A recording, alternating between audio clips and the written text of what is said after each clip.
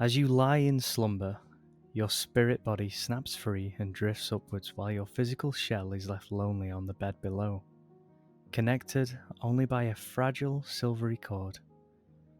You turn and observe yourself peacefully sleeping. Could this be evidence of the soul? Could it be proof of life after death? Hello guys, and welcome to the latest SleepyTalk podcast. Today I am joined by only Jordan. 'Tis I. And only I. Is that it? Is that your intro? Yeah, but I mean, 'tis I. But you got to remember, after we talked before, I've got two kids fighting in the other room, so we've got to be a bit careful and a bit brief on the Just talking. talk louder than them. I could talk louder, but his microphone is very sensitive. Well, moving on from that, if you didn't know already from that spectacular intro by this amazing voice actor, narrator, creepypasta reader, and that's about it, I think. They're the only accolades I can really I think you've go by. I think you've covered that. To be fair, covered everything I covered you need to. more than more than I am. We're going to be talking about our body experiences, or astral projection. Astral projection. You're getting it. You're getting it. Keep trying. Eventually, you'll get the right one. I was just gonna edit that out, but you've just ruined it now. I ruin everything. You know this.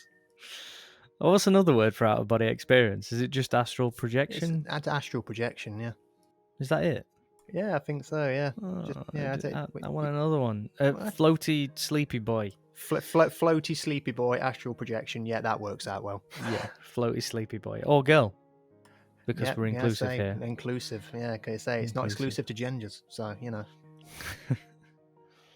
So, reports of out-of-body experiences, or OBEs. I don't know why it's called OBE, because that means owner of the British Empire. Yeah, I was about to say that's status given to people, isn't it? Yeah, that was in the medical journals as OBE is short, but it could be American. Could be. Some consist of little more than a fleeting feeling that body and mind have come loose, while others recount tales of floating far from the person's physical body and travelling to otherworldly planes. Ooh. Spooky wooky. Gotta love the spooky wookies around here. So this sort of phenomena? It's like anemone. Yeah. Phenomenons have fascinated humanity for centuries, and it's relevant in a lot of folklore, spiritual belief, and mythology. Oh no, as I say, to be fair, in all your creepypasta and stuff, I'm surprised it's not more of a common theme, really. You would have thought it would be. I think there are a lot. I just don't think. Well, if you didn't know already, I've pretty much gone away from the creepypasta kind of life. It just, yeah, I enjoyed it. I just don't really have the time to do it and edit all the music in properly, and I wouldn't be happy with it with the time that I have, and it'd probably be once every week or so. Things like this and the short stories that I'm doing, I can just put music behind and not worry about sort of like the tension. Whereas for that, I did learn and developed sort of my skills along the way to make the music fit the story and the narrative as best I could. Yeah. And now it's just not. It's just not one of them things that's going to work. Yeah, well, I mean, your short stories, reading 3 stories every time, that's working out pretty well. And I'm pretty sure people that do listen and, listen to these podcasts and watch your videos probably would agree the same, that having your opinion afterwards probably is a better format, really. Oh, thanks, mate. No, so you've got to get the plugs in there, ain't you? Oh, sorry, obligatory plug. We're missing Ryan, aren't we? So we need to get the plugs in. Yeah, we need to get them plugs in. Don't forget to get your vape juice from TGWD over on Facebook. Link will be in the last video's description. And I can suddenly hear someone screaming yes. So, moving on from me, myself, and my creepypasta or channel. In the 19th century, out-of-body experiences became a popular topic of the Romantic literacy movement. And unsurprisingly, these were then eagerly discussed by early psychical researchers. So, love stories, romantic literacy. I was about to say, ooh la la. Yeah, so you can have an astral projection and become a voyeur to your own self. Well, that'd be kind of weird, wouldn't it? It's kind of like in a astral projection, astral project yourself, see yourself in the bed.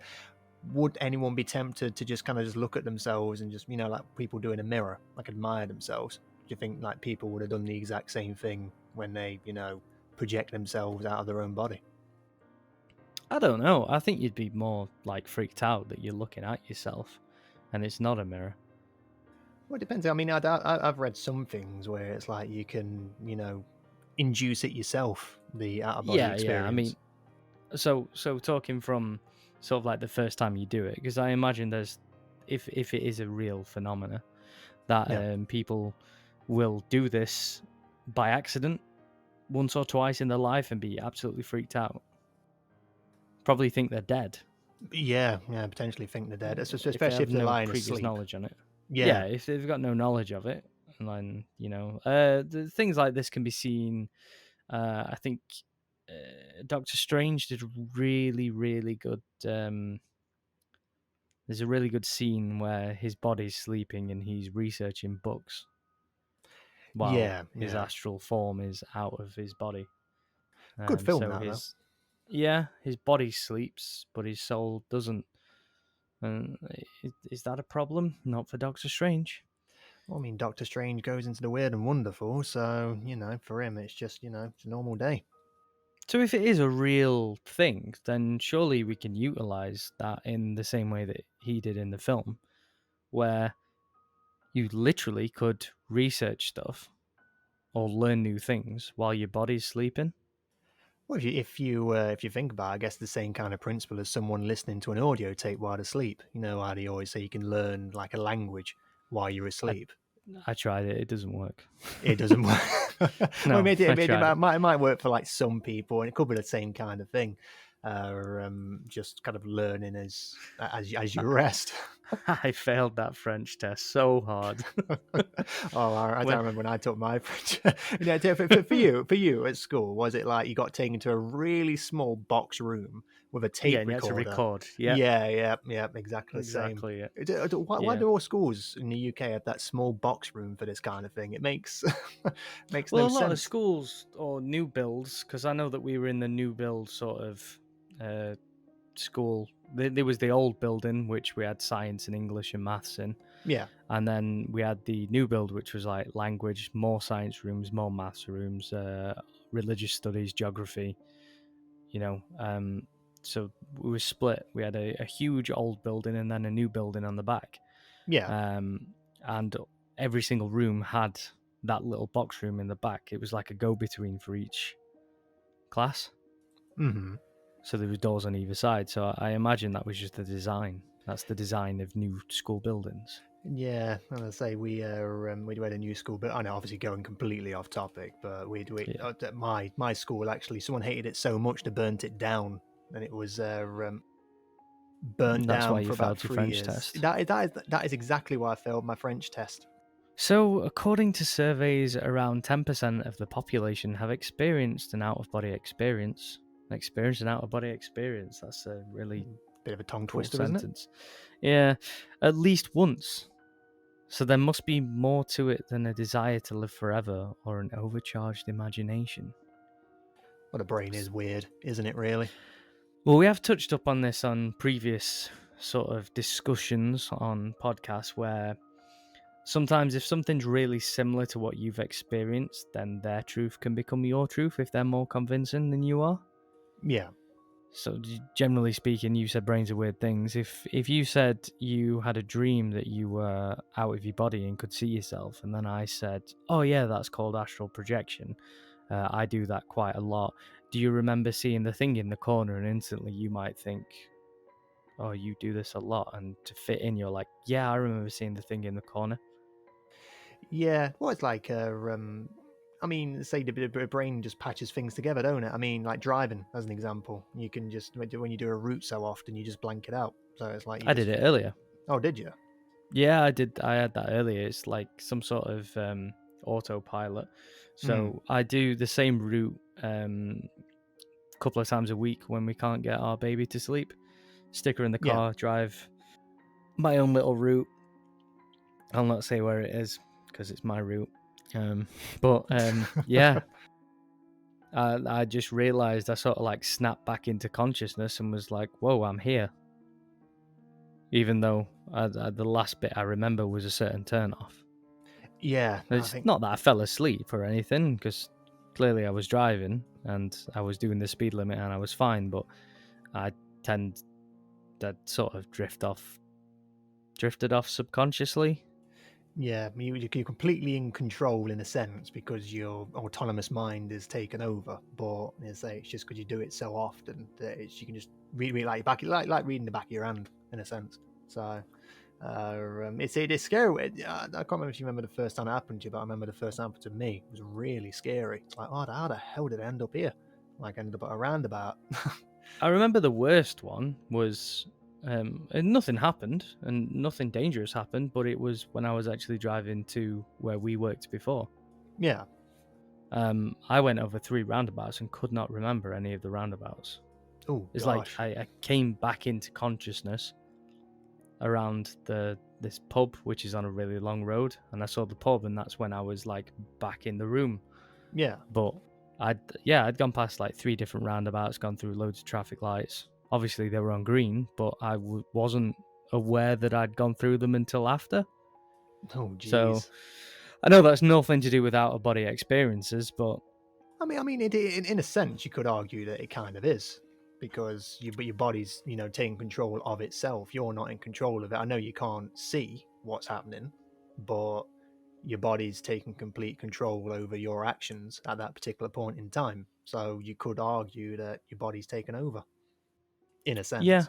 But I mean, astral projection is more of you force your spirit out to look at yourself while your body's in a subconscious state. But I get what you mean. It's a weird thing that your mind does, and maybe this is another weird thing that your mind does. We'll never know, or we might know. We might know with enough Yeah. research, So but yeah, I mean, these things can be spontaneous. So a lot of times this happens is when you go to sleep. So it's meant to be like prior to waking, or just before you fall asleep. So it could be a similar sense to sleep paralysis. When you're just waking up, maybe that's your brain trying to make sense of something. But you can have it due to like noise, stress, illness. The list goes on. You could be perfectly fine and just end up seeing yourself asleep. But that, in my case, I believe that. So, going into context, I had a dream that I was doing this, but I know full well it was a dream. yeah. Like, it was kind of like a lucid dream as well, so I was aware that I was dreaming. I mean, tell me if you think I'm wrong, but I could see myself, and then the thing in the corner of the room is something from my experience that I saw something in the corner of my room, and yeah, that it was just a dream. I can't remember any more than that situation. I looked down at myself, saw myself, and then looked at the corner of the room, and there was something there, and that was it. That's all I can remember. So this is why I think it's just a dream, because you only remember sort of snippets of dreams anyway. Yeah. Yeah, I think, well, there's recorded evidence of that happening to people anyway. So I think what you experienced there was, for all intents and purposes, 100% true. You experienced that in your lucid dream. To you, it was real. So, well, you knew it was a dream, but as I say, it was still probably freaked you out quite a lot. I think you discussed this in the one of the other podcasts, didn't you? If I remember rightly. Yeah. But again, it was just I know it was a dream. I can only remember that snippet. So if I was sort of astrally projecting, I would have remembered, or from what I've read, I would have remembered quite a lot more than that, and I could have controlled certain things to do with it. But I don't remember any of that. I just remember floating and then seeing something, and then, haha, I'm awake. That's all I can remember from my dream. So 100%, it's worth me mentioning, but I don't think that I was having an out-of-body experience. I think I was just dreaming, and that Yeah. just happened to be the dream that I had. Yeah, not much can do with that, really. No, but it was worth throwing into the fire. But there are ways that you can induce it. So physical efforts. So people have been able to do it through extreme exertion, through drugs, depriving their sensories or overloading them, and also G-force apparently. No, G-force, So fair enough. pilots and astronauts have experienced OBEs when extreme G-forces are encountered. Yeah, what about hypnosis as well? Because obviously people willingly get hypnotized, and obviously don't remember anything that goes on afterwards. But I think I've read something where self-hypnosis is a way to get a OBE happening with you. Not sure. I've not read anything on that. Sorry, I can't add anything to it. But I don't know whether hypnosis would do it. Maybe if hypnosis was a real thing. I know it's just sort of like some sort of cue for your brain that kind of like makes you into some sort of mindless robot. I suppose in the same sense like the autonomous driving, going back to that. It's like what hypnosis induces for that. Something like that, yeah. Just going over something in your head that gives you certain cues that then automatically you are in sort of autopilot. Maybe you could induce someone to do that after hypnotizing them. I don't know. It'd be interesting to find a case where it has happened. So there's all sorts of out-of-body experiences that have, been recorded, and I say, as you mentioned in what you've been talking about, I say it all dates back to what year did you say again? Kind of missed that one. Or did you mention a year? I mentioned, I think it was the 19th century. Yeah, that was just an example though of how far it can go back. It wasn't that it started then. It was just when it became a popular topic for romantic literacy. Oh yes, the ooh la la, I remember. But I was trying to think if there's any interesting instances where out-of-body experiences were kind of like the center point of like a story, I guess, in a sense. I mean, there's plenty of literacy with regards to out-of-body experiences, and say is a topic of contention as to say whether it's real or not. So there was a case, it was a controversial aspect of this, which is the claim that during one of these, the viewer is able to literally float out of their body and witness something or someone that they couldn't have seen otherwise. So a really good example is the case of Pam Reynolds, who was a brain surgery patient who underwent a highly invasive operation to remove a tumour.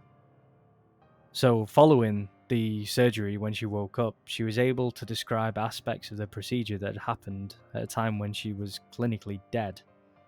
So she claimed to have surveyed the scene during one of these astral projections. And although there was skeptics, the proponents of the afterlife have repeatedly used this story as evidence of an ability to float beyond the body. And some of these are intriguing and compelling, but at this stage, they're nothing more than just stories. There's been quite a few studies. There was one from 2014, which was titled Awareness During Resuscitation, or AWARE. This was the first serious large-scale investigation to look at this, and the study addressed the possibility of the perception during OBEs, or out-of-body experiences. This research involved multiple hospitals and hundreds of interviews with cardiac arrest survivors. So for those that don't know what cardiac arrest is, it's basically where your heart just stops and you need to be resuscitated, defibrillator, electrocute your heart and see if you come back to life. And then Basically, chest clinically compressions. dead. Yeah, clinically dead. You still have brain activity at this point, though. It's just that they need to try and reboot your heart in order to pump more blood into your brain and stop it from dying and the rest of your organs. And they investigated whether any individuals had genuinely floated above themselves and viewed their surroundings. And researchers placed pictures on shelves that would only be viewable from above. So in this way, it was sort of foolproof. They could test whether people were experiencing this and could actually leave their bodies.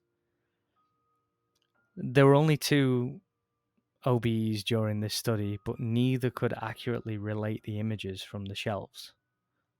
So they decided to do the next phase, known as Aware 2, as another vertical recall is a real possibility in the 1,000 monitored cases, and who knows, that ever elusive visual recall may yet be found. So this is why I like looking at certain studies. People that go out of their way to think, do you know what, I'm going to see if this is a real thing. And it was a real foolproof way of how they did it, placing pictures that you could only see from an aerial point of view. Yeah. So if people, like, how many, they did hundreds of different sort of survivors, and only 2 could recall having an astral projection or an OBE, and they couldn't relate the images from the shelves. So there's sort of like one thing that we could pick from this, which would sort of, let's say, I don't know, cover for the actual people that were having an out-of-body experience, is that obviously these pictures were put in there while they were, or before they were having a cardiac arrest, but they couldn't determine who was going to be in there and who was going to have a cardiac arrest. So these people would have no idea that they were about to be clinically dead. So they couldn't be prepped to say, oh, we're going to put some pictures in there and you need to tell us what they are. Yeah, or So how high to float and stuff. Yeah, so if it was me and I just woke up from a cardiac arrest, or I was having a cardiac arrest, and my body floated up however high and was looking down on people doing chest compressions on me and having a defib on me and shocking me and things, I wouldn't look for certain pictures that were facing upwards. I think that would be the last thing I would look for. I think I'm trying to find a way to ferry myself back to my body, to be completely honest. You'd be desperate to get back into your body, not knowing whether that'd work, but that'd be the plausible explanation as what you would try and do, is try and get back into your body because you're outside of your body and your body's dead clinically. Yeah. You've got loads of people around you shocking you and doing chest compressions and breathing into your mouth, and the first thing you're going to think is, I need to get back in there.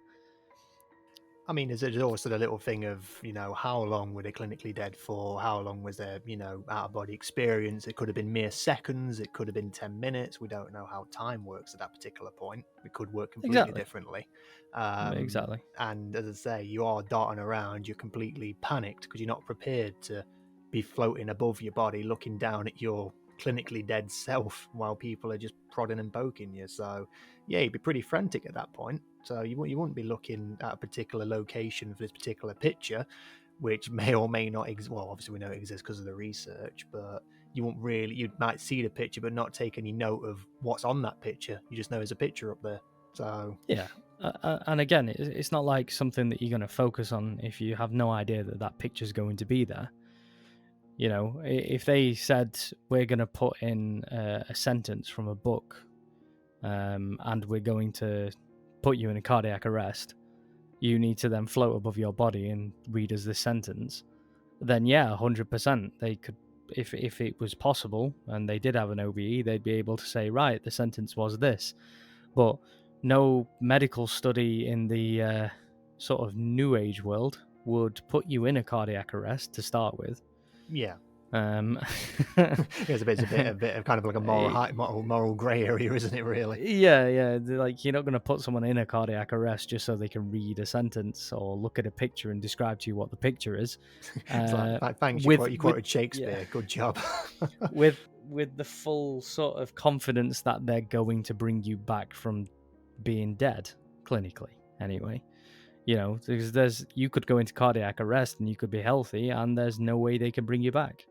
Yeah, because I don't know what the survival percentage is of bringing people back from cardiac arrest, but I know it's if it's a certain amount, is it 2 minutes with no like blood flow to the brain that you pretty much damage starts happening, or is it five? Yeah, 5 minutes I or think something like that? it's either 2 or 5, but there's a time period where your brain starts dying. There's no possible way that they could tell someone, yes, we're going to kill you, but we're going to bring you back. And what you need to do is, if you can, like float above your body in an out of body experience, look for this picture and tell us what it is, and then we can prove that it exists, because they wouldn't do that. That maybe the best way to do it is to go to well-known people who can physically put themselves into an out of body experience, as some people claim to be able to do. Put them in a sleep chamber, and when they're asleep, go in and do some hand gestures, or do a dance, or put pictures in there when they're asleep. And there's ways to tell when someone's asleep anyway, if you've got enough nodes on the brain. Yeah. Do that. Put pictures in facing upwards, and then before they wake up, go in and take the pictures away, or put it on a tablet, and you can remote to the tablet, and you can turn it off as soon as they're about to wake up, so they don't see it. And then that's the easiest way you could test it. Yeah, but this was a good study, though. Oh yeah, it sounded like a really good study. I mean, how many years was that study, or was it just over like a month or so? Does it say? It doesn't say. It says there were thousands of monitored cases, though, and it was a study from 2014. Oh, so fairly recent then. Yeah, so this was a study. It was fairly recent, and it's more looking into whether you have an out-of-body experience towards the end of your life. So, you know, seeing the light at the end of the tunnel kind of thing.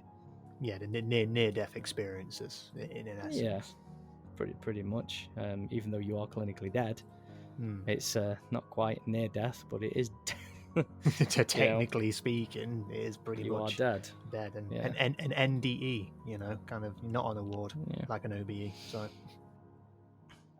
yeah, so there's plenty of studies, but that was one that sort of sprung out to me as one that was really good, because there is no sort of preemptive, this is what's going to happen, I need you to do this. Like, these people had no idea at all that this was happening. Couldn't prep them or anything like that. Yeah.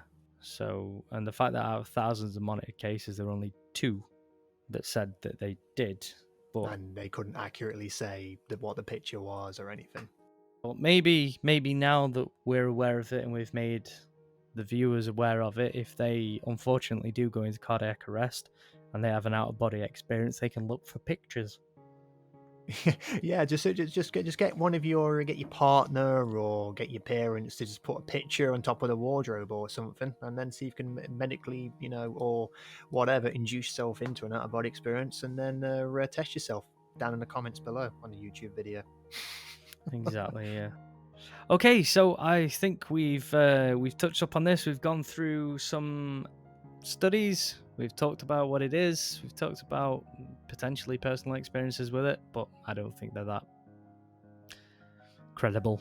No. I mean, I'm credible, but I don't think my experience with potentially it being that is a credible experience, because I don't believe it was an experience. So we'll just move on from that. So, sorry, it's just me and Jordan, but Ryan had some Ryan things to do. I'm not going to that. He's dealing with said Ryan thing, so it's all good. Yeah, and hopefully he won't be here next week, but he'll be here the week after. So we'll get to go off on a tangent for double the amount of time this time. Yeah, we say we tried to keep it short and sweet this time round, and I'm looking at the clock, and it definitely is short and sweet compared to normal. So bite-size episode. Yeah, but I've enjoyed this one. Hope you have too, and thanks for listening. Thanks for joining us, Jordan. Links in the description. Lovely. Take care. Bye.